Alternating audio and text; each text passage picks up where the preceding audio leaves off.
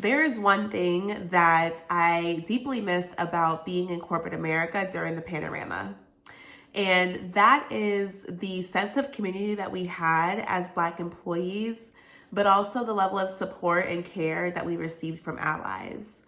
And it was such a moment in time where you really had to be there. Like, you just had to be there because if I were to tell you some of the stuff that, like, if I were to tell my kids, God, like, I do pray that in the future when we have kids, they experience a much better United States of America than what we're seeing right now. But kids who are just like gaining awareness about what society looks like would not even fathom like the amount of money that was donated, the amount of efforts that were structured and like systemically incorporated into corporations, like the amount of effort that went into ensuring that small businesses that were Black owned were actually being supported. Like, it's really wild just to think about how vastly different things are now. But during that time, we had space, like, and we were encouraged to lean into space where we could actually just be us, where we could actually celebrate ourselves and not feel guilty about experiencing each other's joy during the workday.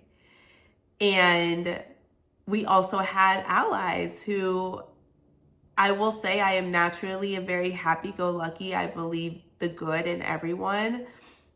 And with that, I believed a lot of the allies, some of which I have to use quotations now, but people who were down for the cause, who did choose to value us, who did lean into their power and privilege to ensure that we were also, we talk about in Delta lifting as you climb, that we were also being acknowledged and promoted in ways that we deserved. And I think that was such a beautiful experience that we got to have. And unfortunately, things are a bit different now. But one of the things that I was able to co-lead with one of my good friends at work was a space for Black employees in the recruiting department to truly have a space where we could empower each other, where if we were having an off day or we were exhausted about explaining and educating what it felt like to be Black, what it felt like to, always have to be that token person to have the answers around D&I. Like, if we just needed that time and space, like, that was ours. And it was actually something that like we would put in our performance reviews. It was just such a time where you were actually rewarded and praised almost for coming up with new and innovative ways to truly impact not just Black employees, but as things continued to transpire, there were other marginalized communities that were a part of many like systemic efforts, CEO-led efforts around increasing representation of leaders from marginalized communities. And creating these communities became more of a formality where you can argue that some people did it for the opportunity of getting a promotion because it was the cool thing to do at the time.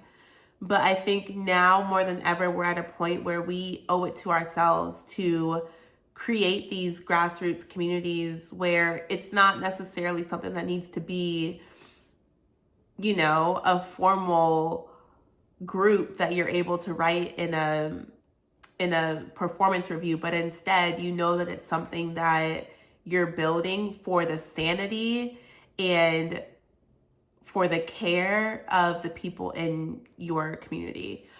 So today we had a panel at work, and I feel like this all really came to light for me, where two of the leaders were past CVPs, and they retired. Mind you, these are all Black women. One of the leaders, she is still at the company, but she recently announced her retirement. And then there's two leaders who are still with the company. And it was just so beautiful to see the sisterhood that they clearly had been building and nurturing for decades. One of the CVPs who had already retired, she had been at the company for over 30 years.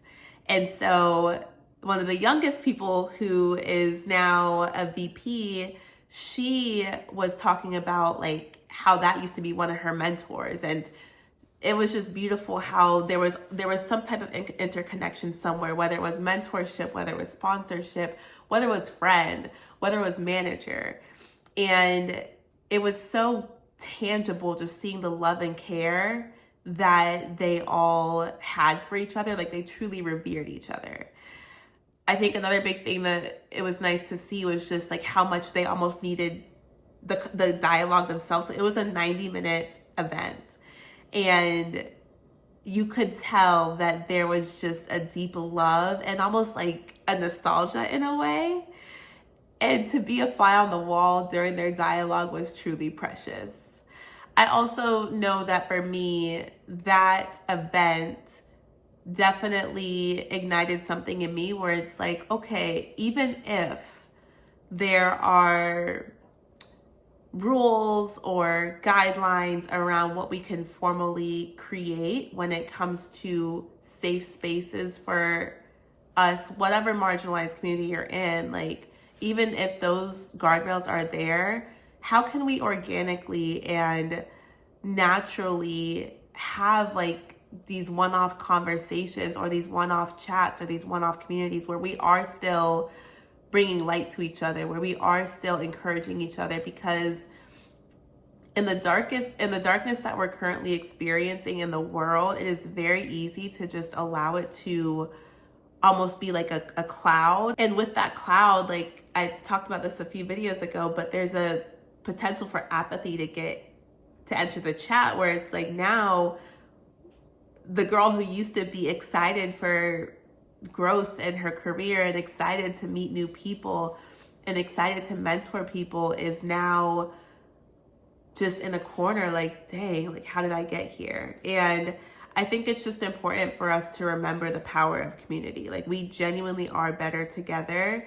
And so yeah, my big thing with this video is create the spaces that you need. They don't need to be the big formal ERGs or employee networks that they used to be. When we are in positions where things do feel very dark and lonely and confusing, it's very easy to just like go in your corner and be like, I'll just tough it out.